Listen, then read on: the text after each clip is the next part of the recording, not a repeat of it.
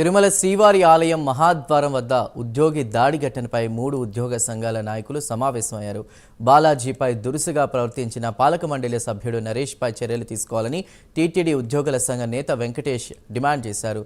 గత 3 నెలలుగా టీటీడీ ఉద్యోగులపై వేధింపులు ఎక్కువయ్యాయని తెలిపారు. చర్యలు తీసుకోకుంటే భవిష్యత్ కార్యాచరణ ప్రకటిస్తామని తెలిపారు.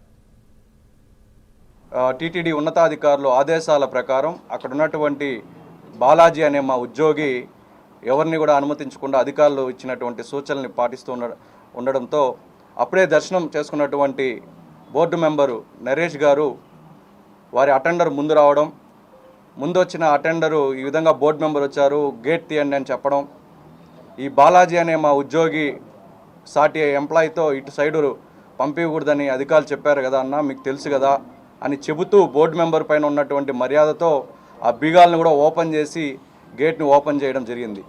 ఇదంతా చూసినటువంటి బోర్డు మెంబర్ ఎవరైతే ఉన్నారో నరేష్ కుమార్ గారు మా ఉద్యోగి పైన దురుసుగా ప్రవర్తిస్తూ థర్డ్ క్లాస్ నా కొడక అని బూతు పదాలు వాడుతూ వాళ్ళ ఇంట్లో ఉన్నటువంటి తల్లిదండ్రుల్ని కించపరిచేలా వల్గర్ లాంగ్వేజ్ని యూజ్ చేసి మా ఉద్యోగి యొక్క మనోభావాల్ని దెబ్బతీయడం జరిగింది.